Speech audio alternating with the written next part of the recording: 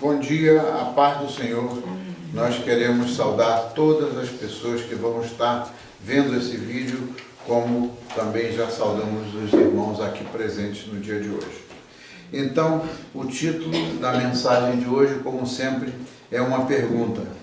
Quem vai à frente de nós? Quem é que vai adiante de nós? E vamos ler o Evangelho de Jesus, segundo Mateus, capítulo número 28, versículos 1 ao 10, seguindo aquilo que nós começamos na semana passada, celebrando a Páscoa. Hoje, no calendário da Igreja Cristã, nós celebramos o segundo domingo após a ressurreição de Cristo. Para muitas pessoas, o entendimento é de que a Páscoa é celebrada só no domingo, mas no calendário da Igreja Cristã em geral, nós temos o segundo, terceiro, os domingos que se seguem à ressurreição de Cristo, até chegar o dia de Pentecostes. Isso foi o que aconteceu, e isso é o calendário que a Igreja Cristã usa. Então vamos abrir no Evangelho de Jesus segundo Mateus, capítulo número 28, versículos 1 ao 10.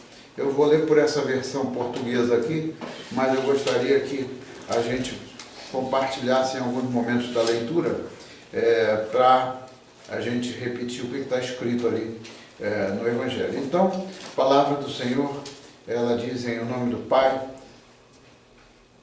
do Filho e do Espírito Santo. Depois do sábado, quando já rompia a manhã de domingo, Maria Madalena e a outra Maria foram ver o túmulo. De repente houve o quê? Um grande tremor de terra, porque um anjo do Senhor desceu dos céus, rolou para o lado a pedra da entrada do túmulo e sentou-se nela. O aspecto do anjo era como o quê? E a sua roupa era branca como a neve. Os soldados que estavam de guarda, ao verem-no, começaram a quê? Aqui nessa tradução diz, começaram a tremer de medo e ficaram como mortos. O anjo disse então às mulheres, não tenham medo, eu sei que procuram Jesus que foi crucificado. Não está aqui, pois ressuscitou conforme ele mesmo tinha dito. Venham cá para ver o lugar onde ele estava. E agora vão depressa dizer aos discípulos, ele já ressuscitou e vai o quê? Adiante de vós para a Galileia. E lá que o hão de ver. Era isto o que tinha para nos dizer. Então elas afastaram-se do túmulo e a toda pressa, amedrontadas ou aterrorizadas, mas cheias de alegria, foram a correr, levar a notícia a quem? Aos seus discípulos. Nisto o próprio Jesus foi ao encontro delas e saudou-as. Então elas aproximaram-se dele, agarraram-se-lhe aos pés e o adoraram.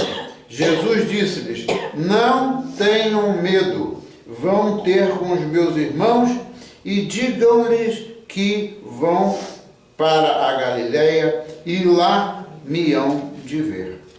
Esta é a palavra do Senhor para o dia de hoje.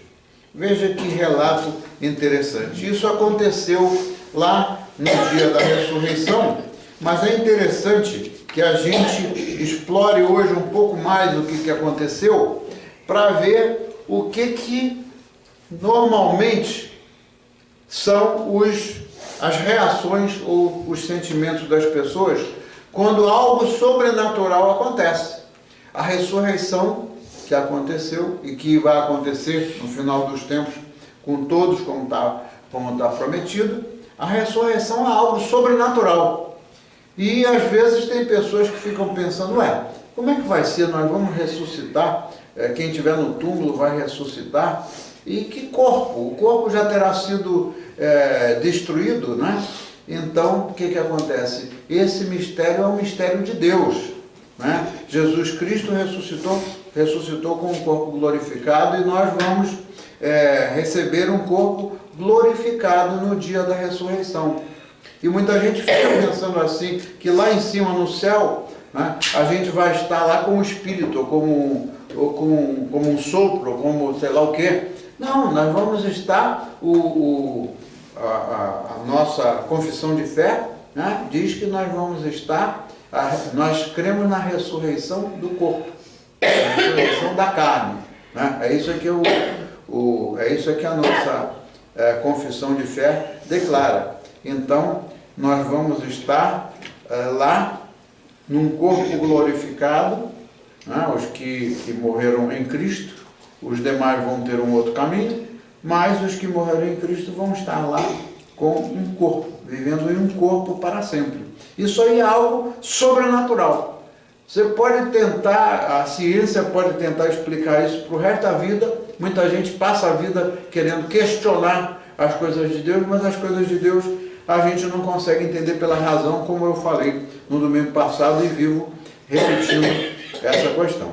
Então, ao lermos o Evangelho de hoje, nós vimos que o fato que aconteceu é notável, o fato de que aquelas mulheres estiveram lá visitando o sepulcro só por uns poucos minutos.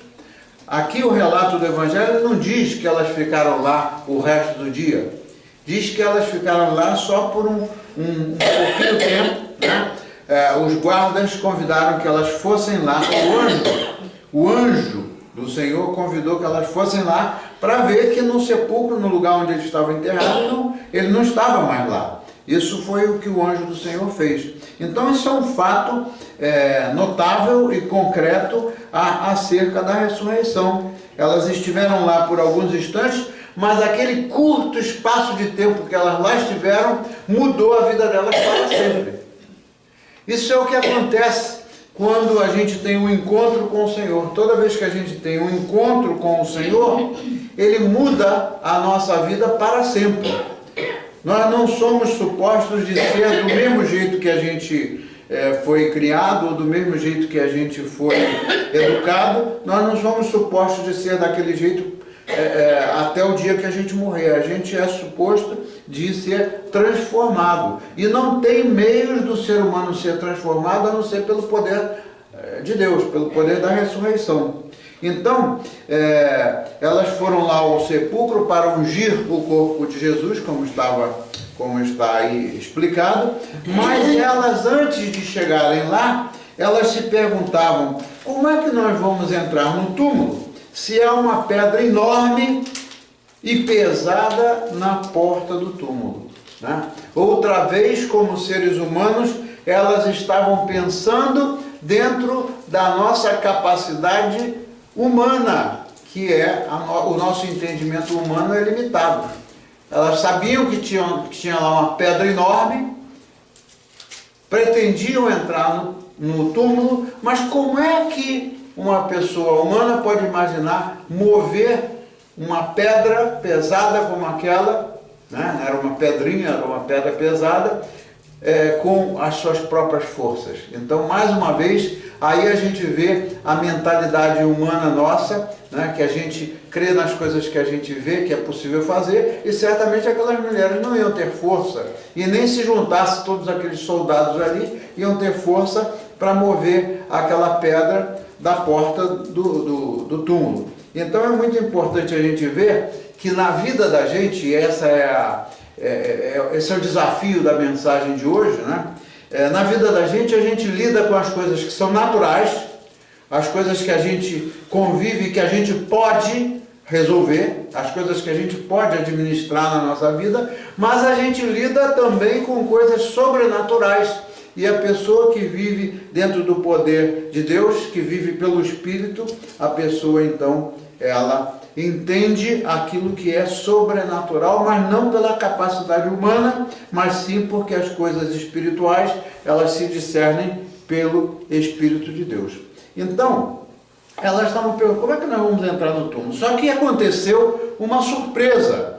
Elas, quando chegaram lá, elas levaram um choque, eu também levarei um choque. Ué, que nem aquela pedra que estava aqui na porta, a pedra tinha sido removida, né? Então vejam, as circunstâncias daquele momento para elas mudaram.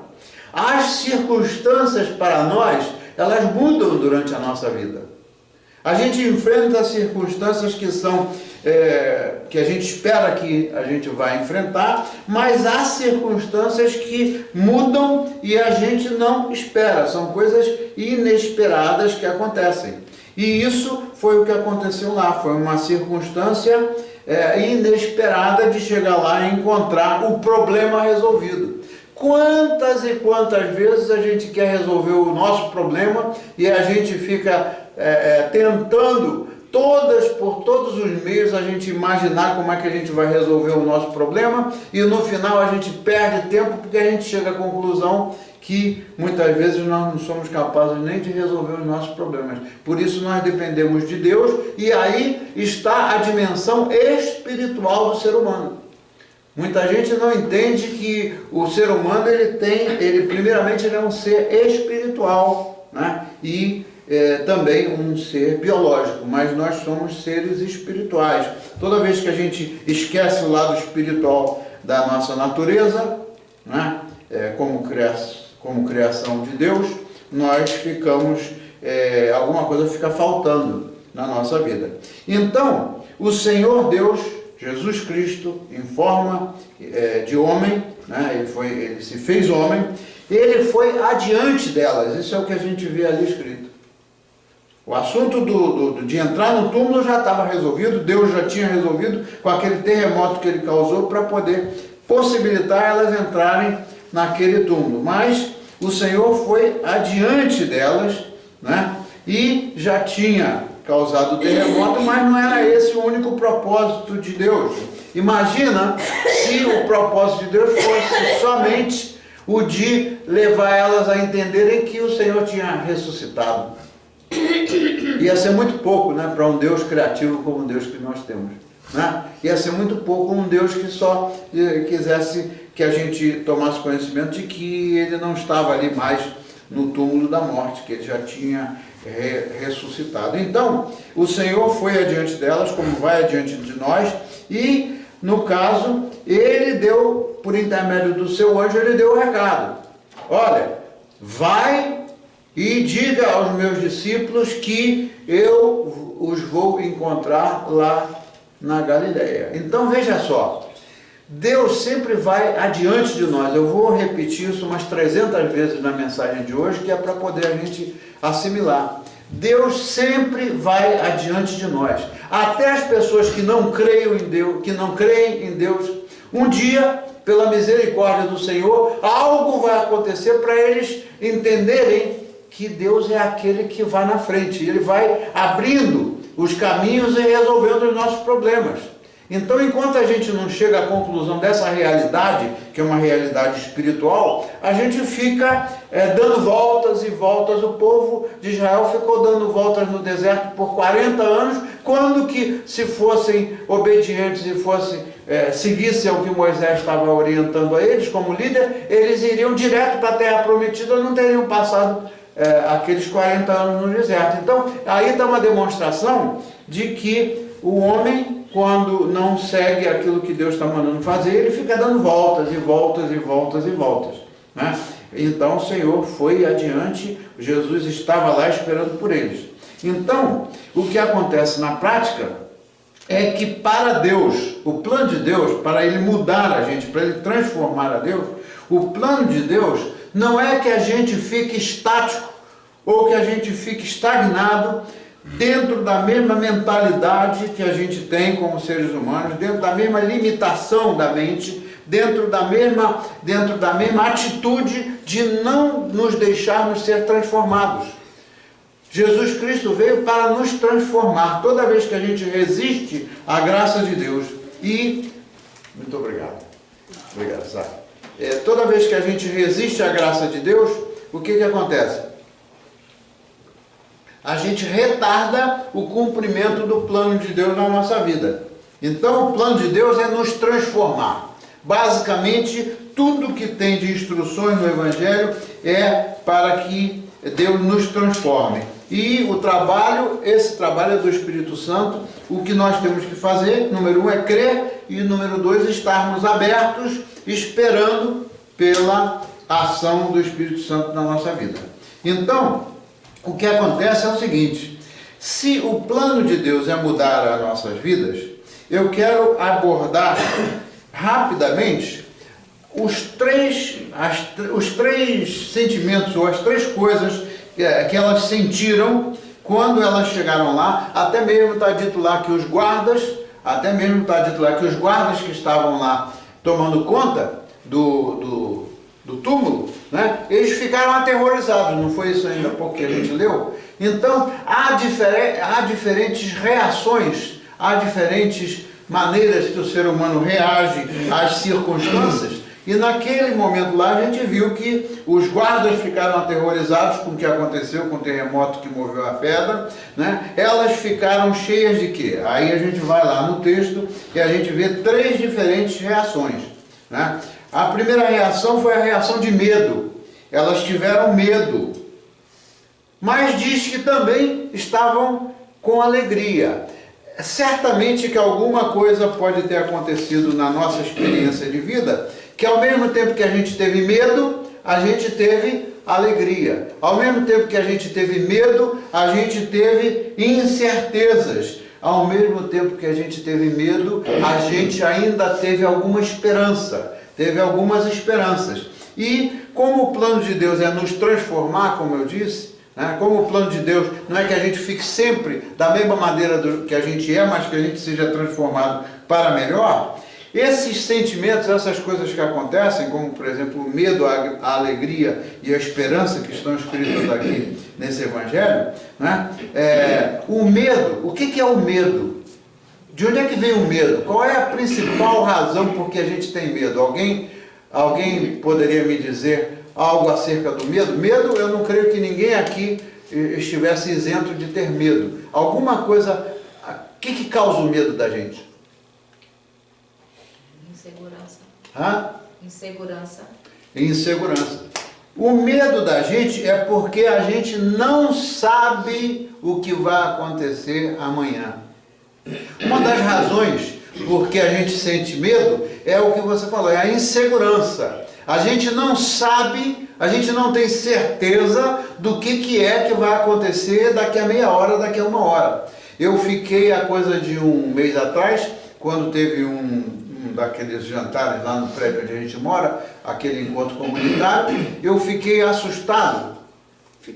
Não sei nem se eu fiquei assustado, eu fiquei triste, na verdade, de ver o seguinte: um homem, nem é uma pessoa muito de idade, um homem aí dos seus 50 e alguma coisa, né, que era o cara que coordenava a equipe, tudo que tinha que ser feito naquele prédio, os donos do prédio, eles chamavam aquele homem que tinha uma equipe de trabalhadores. Ele era um homem que estava sempre à frente de tudo que tinha que ser consertado naquele prédio, tudo que tinha que ser feito lá, ele era a pessoa responsável.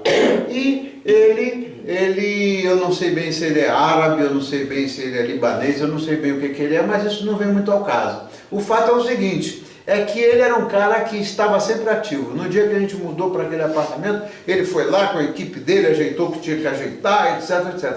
Há coisa de um mês atrás eu vi aquele homem andando de muletas e foi lá no tal do jantar e sentou à mesa, mas ele se sentia totalmente inconfortável, desconfortável, e não tinha nenhuma posição boa para ficar. Eu fiquei chocado com aquilo. Meu Deus, esse homem, ele estava para baixo, para cima. Então, o que aconteceu? Alguma coisa aconteceu com ele. Muito bem, agora, semana passada, eu fiquei sabendo que ele tem câncer nos ossos e que a coisa foi tão rápida, foi tão rápido o avanço da doença dele, que ele agora teve que passar por uma cirurgia, né? Morria de dor, já não tinha mais remédio que resolvesse, e aí teve que amputar as duas pernas.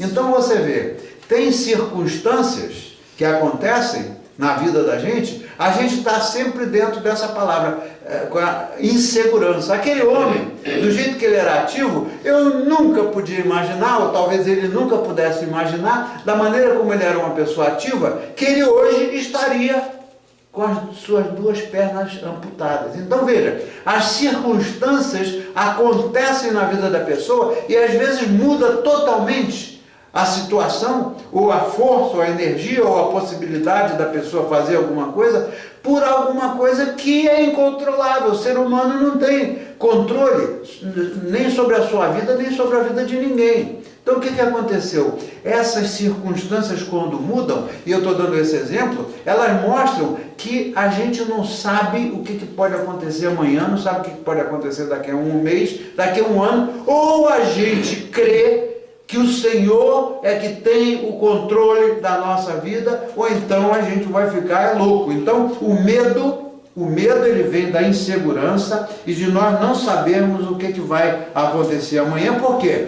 Porque aqui nessa terra não há garantia de nada. Existe alguma garantia de alguma coisa aqui? Será que a gente ter dinheiro nos garante que a gente vai estar aqui amanhã ou depois, ou que alguma coisa o dinheiro vai ajudar? O dinheiro pode até ajudar no dia a dia, para a gente se manter.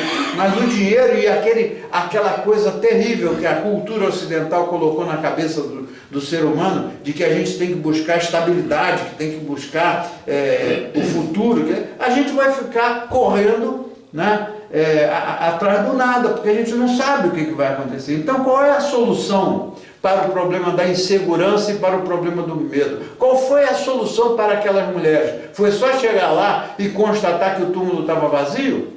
Não, o Senhor ele é tão maravilhoso que o plano dele é completo. O que ele queria era mostrar no encontro que ele ia ter, no primeiro grande encontro que ele ia ter com aquelas mulheres e com os seus discípulos, mostrar que realmente ele estava vivo. Ele não quer simplesmente informar. O plano de Deus não é nos informar, é muito mais além de nos informar, é nos levar a ver que aquilo que ele promete, ele cumpre. Porque as promessas de homem, elas não são firmes, e as promessas de Deus, elas são firmes. Ou eu creio que nós vamos ressuscitar, e que eu vou ressuscitar conforme está prometido, ou então, como o Pai ressuscitou Jesus Cristo, seu Filho, ou então eu vou ficar aqui dentro de uma limitação muito pobre da vida, que infelizmente muitas pessoas têm, que é aquela mentalidade de que a vida termina no túmulo. Não é isso que uma opção de gente aí está? Imagina aqui, que coisa triste a pessoa viver, né? Usar os seus dias, querer fazer um montão de coisas dentro de uma mentalidade que no final tudo se termina ali no túmulo. É uma mentalidade muito limitada, a mentalidade humana. Então, o Senhor quer que a gente supere qualquer sentimento de medo. O Senhor quer mostrar para nós, né, e quis mostrar para ela, que Ele está vivo, e Ele de fato está vivo. Ele está vivo. Quando a gente ora ao Senhor, a gente ou está convencido que Ele ouve as nossas orações e que Ele está vivo, sentado à destra do Pai, lá no trono de Deus, e que vai voltar, como prometeu, né, para nos resgatar, ou então a gente vai ficar vivendo com medo todo dia. É um medo, um dia porque eu não estou sentindo bem, outro dia porque aconteceu não sei o que, outro dia porque houve isso, outro dia porque houve aquilo. O Senhor, qual é a solução que Deus traz para nós? Qual é a solução que Deus traz para nós? É viver pela fé. Então, eu vou uma vez mais ler, e nessa tradução aqui portuguesa está muito boa, a definição de fé em Hebreus 11, versículo 1, que diz assim: a fé é a certeza de já se possuírem as coisas que se esperam e a garantia das coisas que não se veem. Olha aqui, essa tradução aqui está muito mais clara do que a tradução do Ferreira de Almeida. A fé é a certeza, né, de já se possuírem as coisas que se esperam e a garantia de quê? Das coisas que não se veem. Foi pela fé que os antigos receberam a aprovação de Deus. Sem fé, está escrito lá na Bíblia, sem fé não se pode agradar a quem? Sem a fé não se pode agradar a Deus. Então, ou eu caminho pela fé, crendo que aquilo que eu não vejo, que não há possibilidades materiais concretas que aconteçam, aquelas coisas prometidas por Deus vão acontecer, ou então eu vou ficar batendo na mesma tecla e a minha vida vai ser uma vida infeliz, porque eu não estou indo pela fé. Né? A solução, a salvação vem pela fé, o nosso caminhar aqui na terra vem pela fé, tudo isso vem porque a fé é um dom sobrenatural. Outra repetição, porque eu repito sempre, né? A fé é um dom sobrenatural, não é uma habilidade normal do homem. A fé é um dom espiritual. Quando a gente não tem fé, ou quando a nossa fé esteja fraca, a gente tem que orar e pedir ao Senhor: Senhor, enche-me da sua fé, porque ali o que se trata é da fé que Jesus Cristo demonstrou na vida prática dele, a fé naquilo que o Pai dele, né, tinha prometido que ia acontecer. O único que viveu, o único que se fez homem e que tinha a natureza divina e a natureza humana e que viveu realmente pela fé foi Jesus Cristo, porque passou por tudo aquilo que ele passou, né? Será que o que ele passou foi fácil? Compara o que a gente passa com aquilo que Jesus Cristo passou. Será que o que a gente passa aí é sei lá, milionésimo do que Jesus passou? Deus feito homem, passou por humilhações, passou por tudo aquilo. Se a gente imaginar que as humilhações que a gente passa nesse mundo vão ser capazes de nos derrotar, a gente está muito errado, porque tem um que entende bem o que é humilhação e que, se a gente conversar com ele em oração, ele vai tirar de nós, né, aquele sentimento de quando a gente é humilhado. Então, a outra coisa é a alegria. Elas estavam cheias de alegria. Tinham medo, porque não sabiam o que ia acontecer adiante. Viram que ele tinha ressuscitado, mas estavam cheias de alegria. Que alegria é essa? O sentimento que elas tiveram naquele momento. Qual é a alegria de uma pessoa que está caminhando pelo Espírito de Deus? Qual é a alegria? É porque as coisas estão correndo muito bem? Quando as coisas estão acontecendo tudo muito bem, a gente fica alegre, né? Então, a alegria, que é um sentimento decorrente das circunstâncias, ou seja, a alegria que entra em nós porque tudo está indo bem, não é a alegria que vem do Espírito de Deus, porque a alegria de que se enche a nossa alma é a alegria que vem do Senhor. Né? Eu já contei para vocês também a história daquela senhora lá, que foi canadense, que foi missionária no Brasil por tantos anos, quando já tinha seus 70 anos, voltou para o país dela só para chegar lá e uns poucos dias depois morrer. Você precisava de ver a alegria daquela mulher. Né? Ela foi para lá, para o interior do Brasil, foi missionária, os filhos dela nasceram lá, o marido dela foi missionário, dedicou a vida dela às coisas do Senhor. Será que lá no interior remoto do Brasil, há 50 anos atrás, era fácil? Não tinha eletricidade como não tinha no interior dos Estados Unidos há muitos anos atrás, não tinha nada, mas foi uma pessoa que viveu cheia do Espírito de Deus e viveu com alegria. Eu aprendi na hora que eu fui lá para cumprimentá-la, não a conhecia, e como ela tinha estado no Brasil, eu fui lá para agradecer a ela, como um brasileiro, o que ela tinha feito no Brasil. Cheguei lá, né, eu não imaginava que ela ia me encher de uma alegria que eu mesmo não estava com aquela alegria. Mas ela estava alegre porque sabia o que ia ser a próxima etapa da vida dela. Poucos dias mais ela morreu. Então veja, ela estava cheia de uma alegria e não tinha medo da morte. Por quê? Porque ela viveu. Durante a vida dela, ela viveu, embora muitas circunstâncias não ajudaram, eram coisas difíceis, situações difíceis, mas ela viveu no Senhor, ela caminhou pelo poder de Deus. É essa alegria no profundo da alma que essas mulheres que foram lá no túmulo tiveram. Elas estavam com medo, mas tinham alegria. Uau, agora eu tenho uma esperança, ele não está aqui, né? O anjo disse para eu encontrar com ele lá, que ele ia nos encontrar lá na Galileia. E então, a alegria dela veio da promessa ou da esperança de que o anjo veio comunicar para dizer a ela que ele iria encontrar com ela. E isso é o que nós mais dependemos na nossa vida. Se a gente não tem um encontro com o Senhor, a gente fica cheio de conhecimento do que diz a Bíblia, a gente decora tudo que está escrito nas Escrituras, mas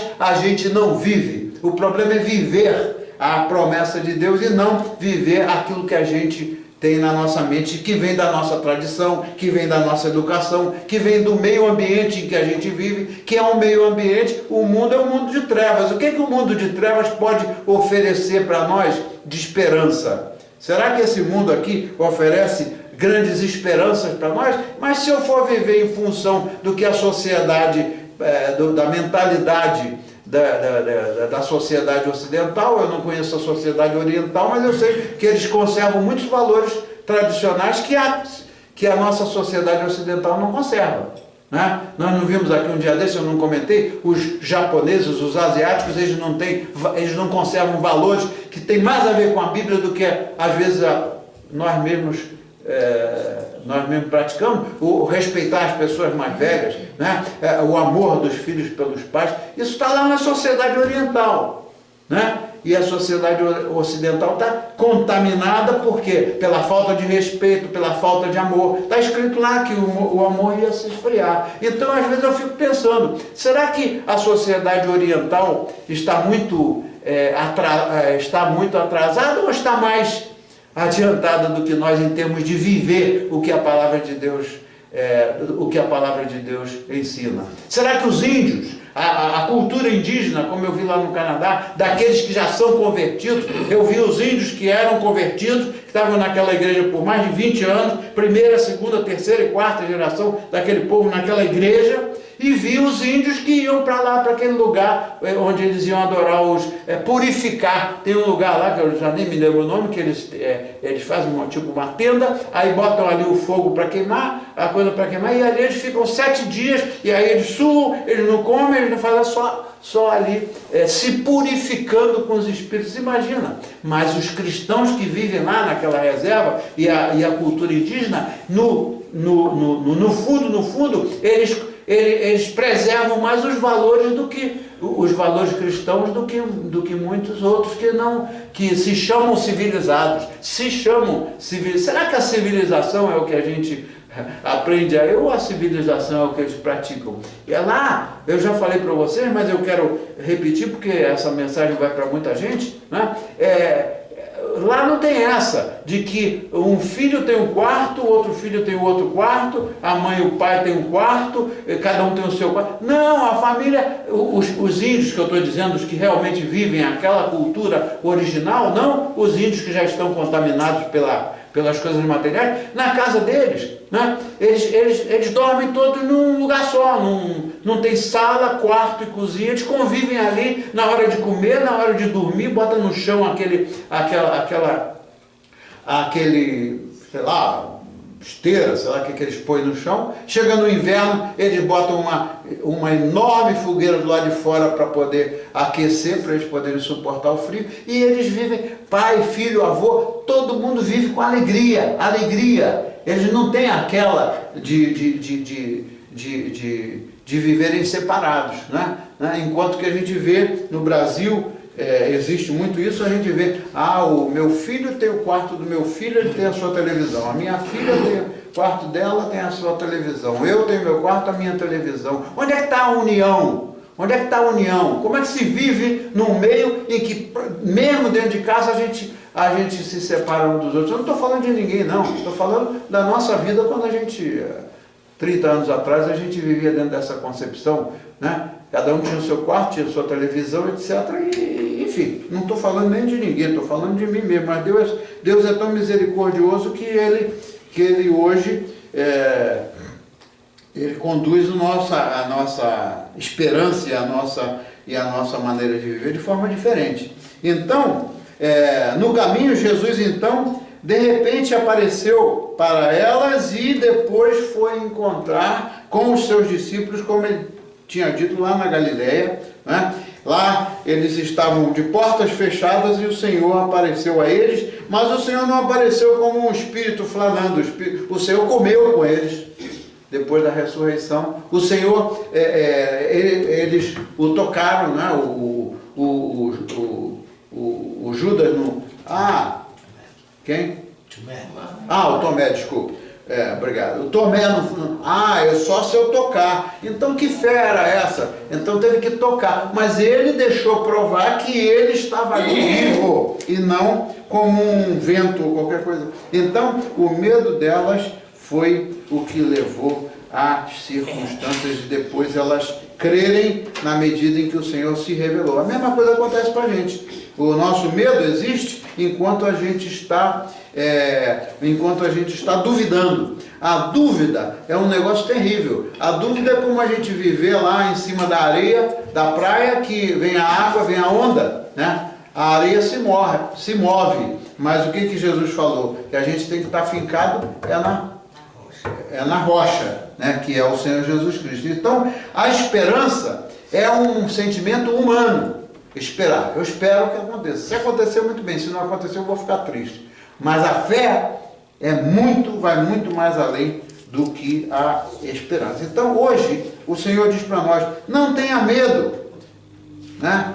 Busque o Senhor, busque da misericórdia de Deus, porque Ele vai fazer você superar, vai nos fazer superar todos os nossos medos, todas as nossas incertezas. Então, a ressurreição, o que foi a ressurreição? A ressurreição foi a demonstração da vitória sobre a morte, não é isso? A ressurreição foi a prova cabal da vitória sobre a morte. Por que a gente tem medo da morte? O ser humano tem medo da morte. A morte é alguma coisa agradável? A gente se sente feliz em pensar na morte? A morte, sabe por que a gente tem medo dela? Estou falando nada novo, eu estou falando de alguma coisa que todo mundo já sabe. Deus criou a gente não foi para morrer. Deus não criou a gente para chegar num determinado ponto e se romper o relacionamento com Deus. Deus criou a gente para a vida eterna. Por isso é que a morte nos traz medo. A morte nos traz medo porque é o rompimento do plano original de Deus para nós. E esse plano vai se recuperar ou vai acontecer lá na eternidade. Toda vez que a gente crê nisso aí, né? Então a gente vai viver dentro de uma outra mentalidade. Sem a ressurreição, né? Tudo terminaria no túmulo, mas com a ressurreição nós temos a certeza de que a morte já foi vencida. A morte já foi vencida. A morte é o preço do pecado. Não está escrito na Bíblia? O salário do pecado é o quê? É a morte. Então, o Senhor já resolveu a barreira maior da nossa vida, que era a morte. Então, agora eu pergunto, lembram-se lá quando Deus removeu aquela pedra enorme do túmulo? Aquilo é o significado espiritual da remoção, a remoção daquela pedra é o significado espiritual que Deus é poderoso o suficiente para remover todas as pedras e todas as barreiras que nós possamos encontrar na nossa jornada espiritual. Né? Então Ele é suficientemente poderoso para remover todas as dificuldades, todas as barreiras, seja da doença, seja da falta de fé, seja do que for. Nem os soldados fortes, nem ninguém seria capaz de resolver aquele problema, de remover aquela pedra. Mas Deus, Ele é poderoso o suficiente, né, e forte o suficiente para resolver todos os problemas. Então, rapidamente, deixa eu falar sobre parte do meu testemunho. Né? Eu acho que parte deles vocês já conhecem, mas agora eu vou falar da experiência minha, né, em Cristo, que eu não estou falando da experiência de ninguém, mas cada um tem a sua experiência. Em 1967, foi quando eu aceitei a Jesus Cristo como meu Senhor e Salvador. Porém, mais tarde, é que eu entendi que Jesus estava indo adiante de mim para derrubar todas as barreiras de falta de fé, todas as barreiras do materialismo, todas as barreiras de coisas que me obstruíam. Não é isso mesmo? Então, lá no Ceará, na terra da dona Francisca, lá no Ceará, foi onde eu tive o privilégio de aceitar Jesus Cristo. Mas depois, tomou um tempo, o Senhor trabalhando na minha vida, para me convencer de que aquela mentalidade que eu tinha, da segurança, da estabilidade, etc, etc, né, que aquilo não ia levar a nada. Em 1986, você vê, desde 1967 a 1986, eu tinha uma situação estável, tinha uma situação confortável, etc, porque eu tinha um trabalho estável. Mas só que de um dia para o outro, né, o presidente da República assinou um decreto e acabou com aquele Banco Federal no qual eu trabalhava. E o que acontece? Da noite para o dia, todo aquele tempo, toda aquela carreira, toda aquela dedicação ao serviço do homem,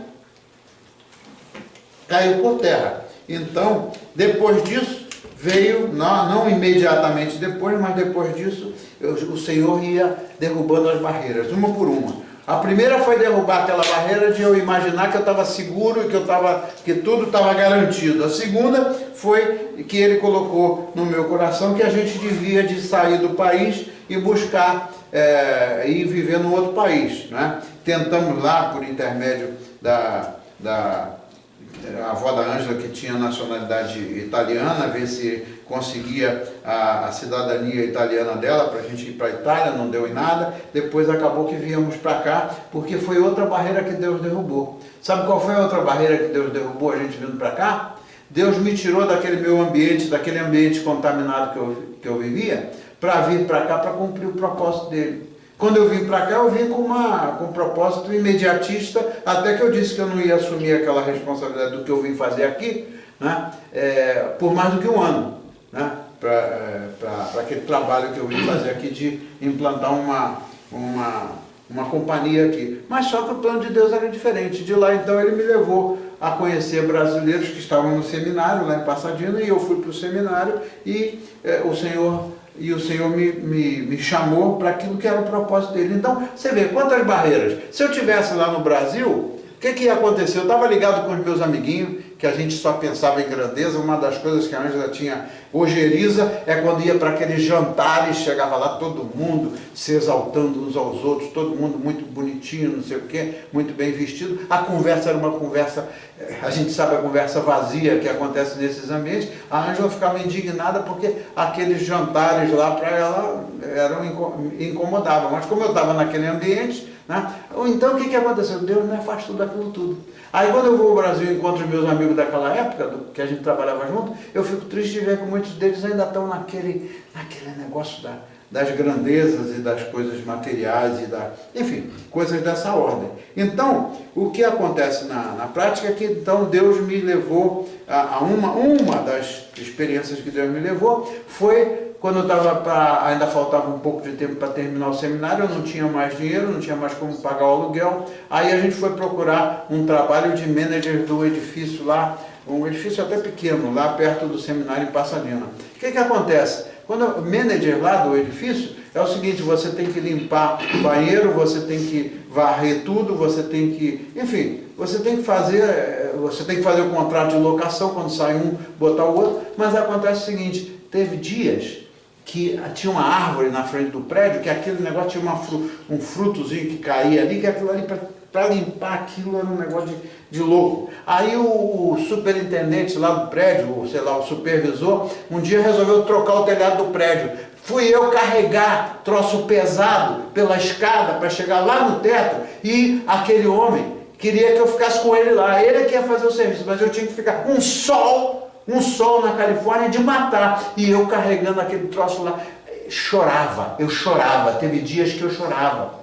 Senhor, o que eu vim fazer aqui? Eu achava que eu era um cara muito importante. Senhor, por que eu estou fazendo isso aqui? Porque Deus queria me mostrar, né, que aquilo ali era uma experiência que eu precisava de passar. Eu precisava de passar por aquela experiência para tirar da minha cabeça que todas essas perspectivas de que a gente tem que ter segurança, que a gente tem que garantir isso, garantir aquilo ali. Deus usou aquela coisa para me mostrar, ó, quer saber de uma coisa? Eu quero que você faça isso aí para você ver o que é, né? O que muitas outras pessoas passam e que a gente não dá valor, né? Muitas outras pessoas passam e a gente olha para aquelas outras pessoas de cima para baixo como que elas fossem inferiores. Deus quis me mostrar que eu precisava de passar por aquilo para poder ter fé.